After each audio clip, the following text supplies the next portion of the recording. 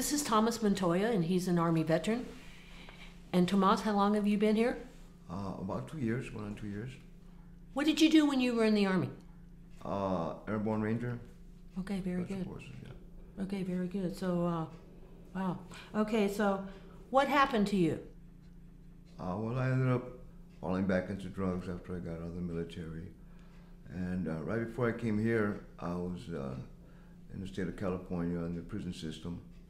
And when I was getting out, I had really no place to go.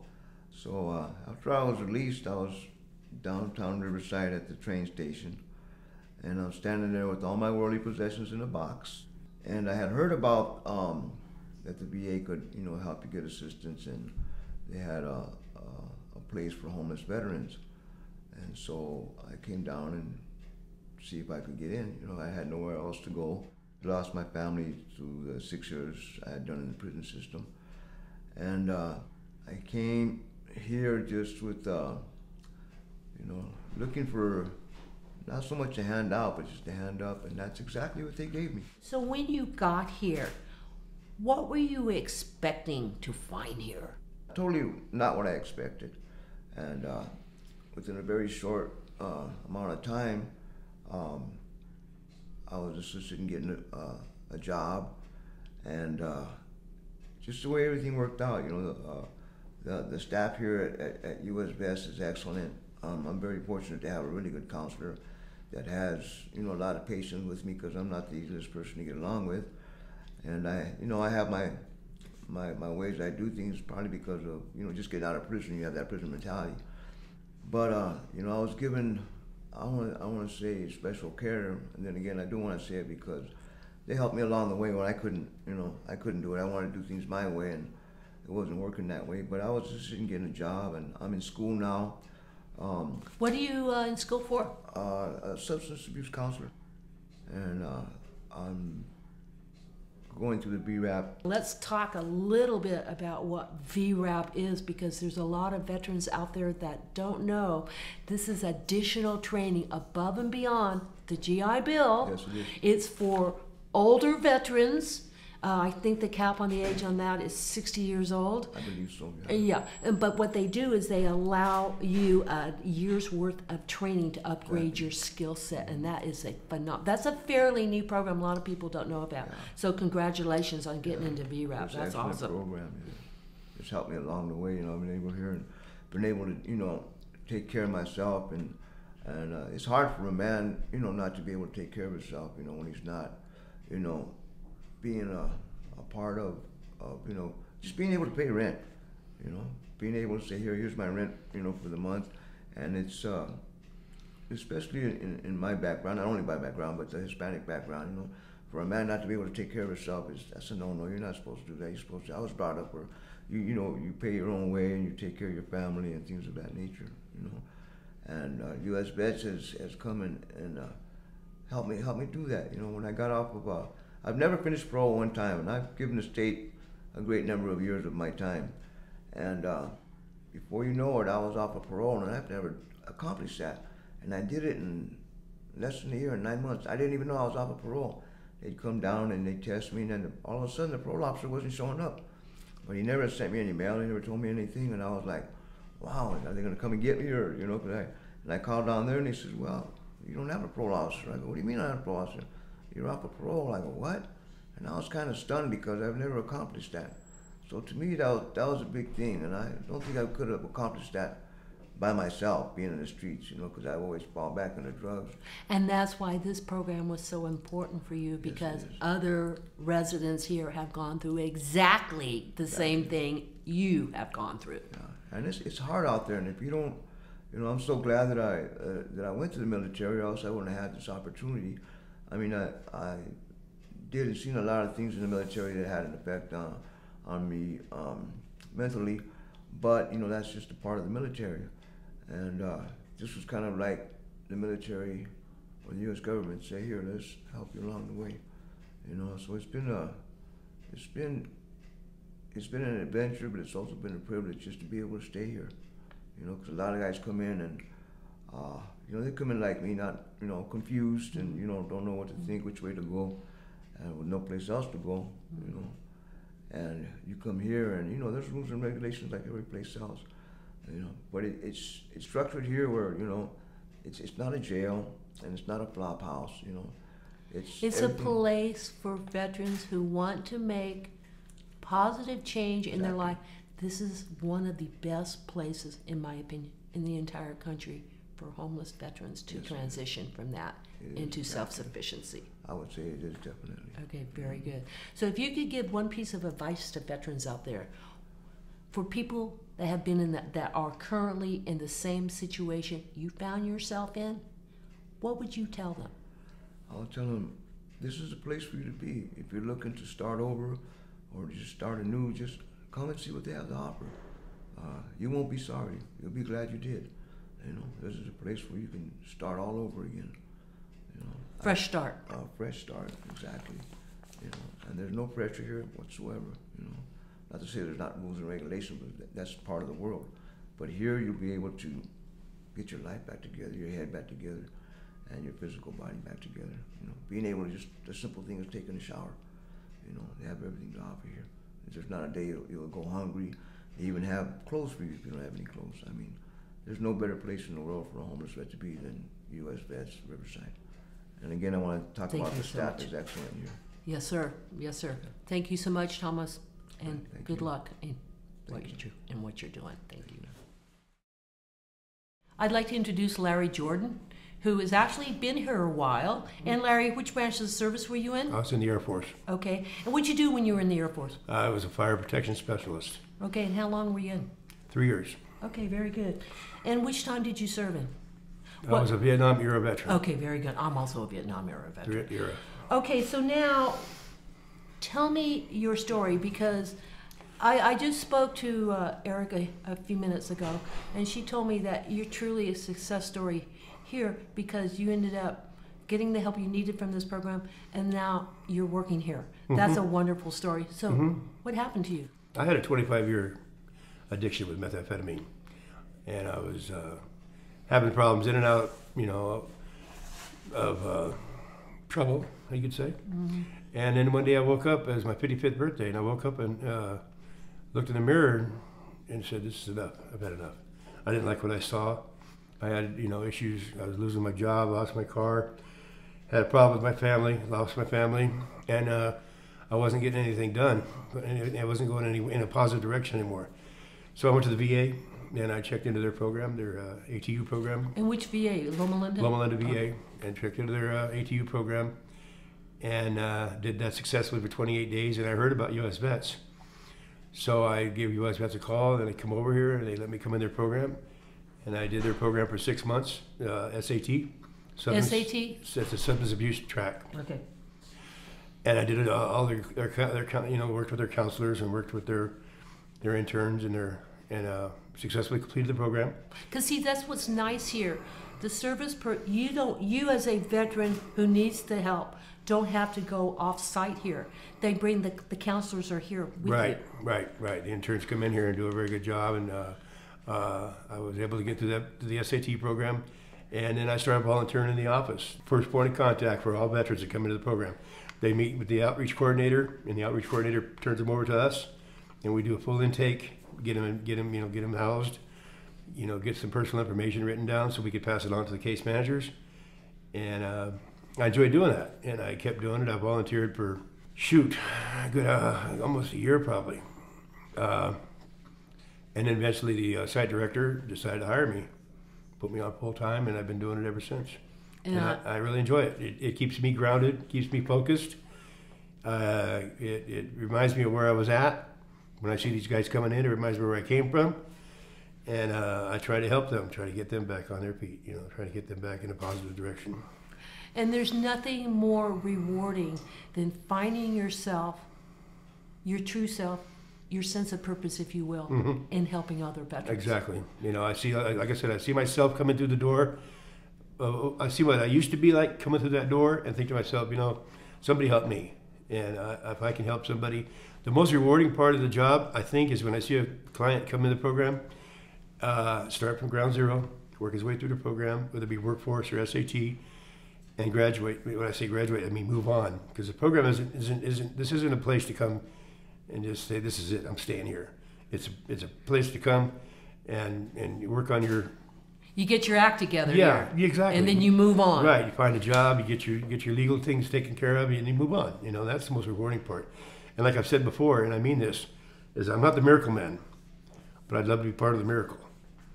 And that's what I do. If I can be part of the miracle, and I've done my job. I couldn't have said it any better. Larry, thank you so much. I appreciate that. I'd like to introduce Bennie McDaniel, who is an Army veteran. What'd you do when you were in the Army? I was a communication specialist. Okay. So tell me about what happened to you, Bennie, and how did you end up here at U.S. VETS? After I got out of the military, I did different jobs. I worked at the post office. I worked in aerospace. And I did a little security for a while. But then what happened to me was, you know, layoffs for, you know, with the economy going down and jobs. During that time, I was going back and forth to the veterans for my disability. And did it get to be a little too much for you, dealing with all that? And, you know, was it really hard? It did for a while, because see, what happened was I had a heart attack. Oh, okay. From stress. Okay. And I had to change my whole lifestyle to get it under control. And that's what you were going to the VA for? Yes. Okay, very good. Okay. And how I found out about this was I became homeless, me and my wife. And I called some of the different facilities trying to get some assistance. And then I was told to call the Veterans Office at Loma Linda. And I got referral to here. So you came in here, and the way I understand the way they do the residency here is that you're allowed to stay up here for up to 2 years, is that right? Yes, I was fortunate. They found permanent housing for me, so I didn't have to. So you weren't in the place. transitional at all? No. Oh, well, you were very lucky. They found me a place that the guy was willing to rent to a vet. Very good. Yeah. Very good. So you got the VASH? Yes. VASH. Okay, very good, very good. So I noticed you're wearing your wonderful chef's uniform here. Yes. Matter of fact, I just started the school today. And you're in training because you're here at U.S. VETS, and they were able to get you into the Culinary Academy. Yes. Early Cordon Bleu. Cordon Bleu, yes. That is awesome. So how long is that program? It's 21 months.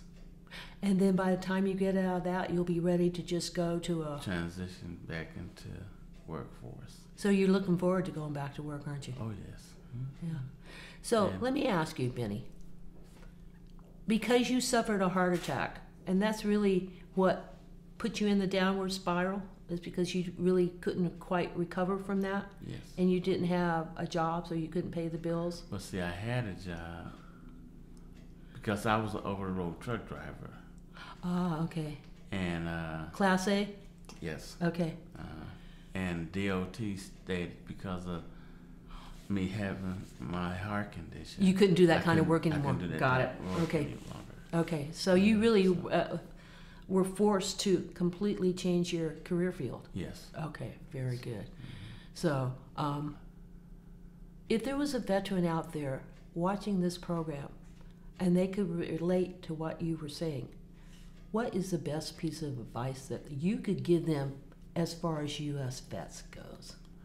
I got to know about the program through them, and it's a great program. Because it's changed your life. It changed my life, and I know it will change other people's life.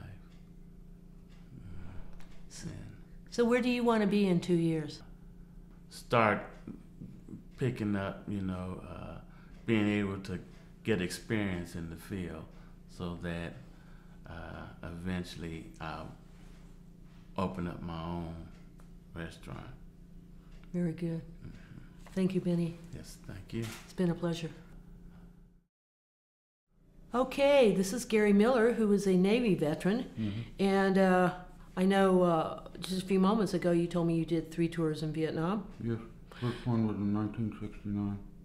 And your last one was? 1972. Wow, you really were there during the worst part of it. And what'd you do when you were in the Navy? I was an aircraft structural mechanic. I worked on Phantoms, F-4s, B-series and J-series. I did hydraulics, pneumatics, structure, painting, corrosion control, the whole bit. Gary, what brought you to U.S. Vets? What happened to you? I was on the street, and a friend of mine who came out here about 2 years before me came and got me one day. I was living under a bush, and I'd been with him for a long time, about 10 years. He got smart before I did. I wasn't ready to give up, and I finally decided it was enough, because I wasn't doing real good, and I was getting sick a lot, and I just knew it was time. How long ago was that? A couple of years ago? I've been here 19 months, Okay. so it was a little less than 2 years. Wife and me broke up. It was back in around 92, and when we broke up, I didn't have any place to go. So I lived in my car for a while, and then I lost my car.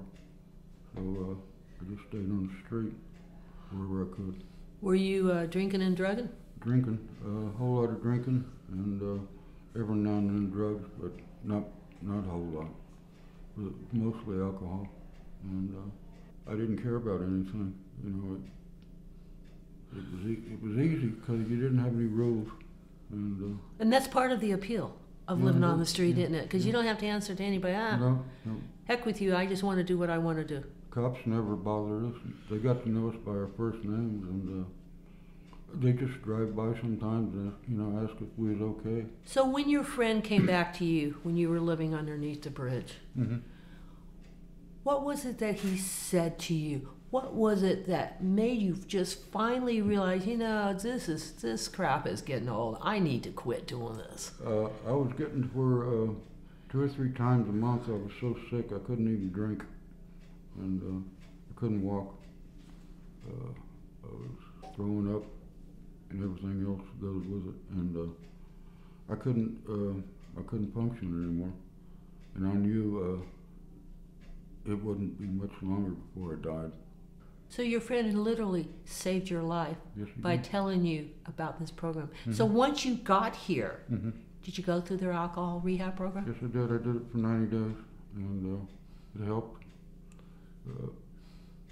I don't usually talk a whole lot.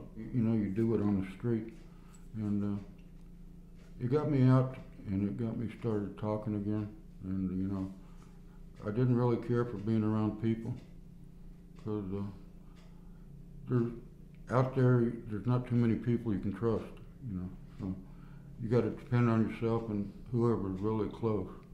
But it took me a while to get to where I could,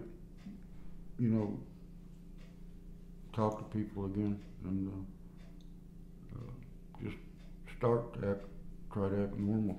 So now you're living a normal existence now. Yeah. And you're not drinking anymore. No. And you're not hearing those voices in your head like you were before. No. Because you're not having that constant battle within your mind. No. So now, what is it that you're doing now through U.S. Vets? Taking it easy and just keeping it in the back of my mind that, 1 or 2 drinks and I'll be right back to where I started from. So since you just said that, and you have that problem, and there are so many homeless veterans on the street, what is the best piece of advice that you could give them? Because you've been there. You've been where they're at. How would you persuade them to get off the street and come here? How would you do that? I would just tell them to stop and think about what they're doing, how old they're getting, and that it's not easy. A lot of people would rather, think that they'd rather live on the street than be in someplace. But there comes a time when you got to give up, look for help from, wherever you can grab it. And sooner or later you'll get there. But being out there, it's a dead end, and you're going to die out there. I knew I was going to die because it was getting really bad. And ever since I quit, I've got things now that I never thought I'd have again. Like what? I got my driver's license back. I got a car. So you have your independence back. Oh, yeah. And I don't have the hangovers. I'm not sick like I used to be. And it's just a complete reversal of where I was 2 years ago. I appreciate everything these people have done for me. But they didn't give you a handout. No. They gave you a handout. Yeah. They gave me time to think about what I was doing and what I could do if I quit doing that. And if I know that if I don't do what I need to do, I'll be right back out there. And I don't want that. So if you can do it, others can do it. I haven't had any cravings, because like I said, if I do, I'll be right back, and I don't want to do it. So every day is a struggle, isn't it? It's in the back of my mind, but it's getting further and further pushed back to where I don't hardly think about it anymore. But it's always there. If I take one drink, that's it. It's all gone. Well, you work too hard to get to where you're at now, so Yeah. you're not going to do that, are you, Gary? No, I'm not. Thank you so much, sir. Thank you. I'd like to introduce the Acting Executive Director of U.S. VETS here in Riverside, and this is Larry Williams. Hi, Larry. How are you, Cheryl? Fine, thank you. Yes, Can you tell me which branch of the service you served in? Army. Okay, I'm also an Army vet. Ah, thank you for Go serving. Army. You bet. You too. Thank you. So can you tell me a little bit about how you got to U.S. VETS and how you ended up as the Executive Director or Acting Executive Director? Acting. Well, in 2003, actually, I was a client at U.S. VETS. Now that's the story I want you to tell me. How did you become a client at U.S. VETS? What happened to you? Well, I was homeless Okay. and had some issues, some coping skill issues. PTSD? No. Okay. I was a non-combat veteran from 1985 to 89, yet still found myself dealing with some stuff, and U.S. VETS was there, and I was referred to U.S. VETS from an AmeriCorps member. And that's my introduction, not just to U.S. VETS, but also to AmeriCorps. Let's talk a little bit about what AmeriCorps is. Can you tell me? Sure. AmeriCorps is a national volunteer program. It's equivalent to the Peace Corps, but it's in country.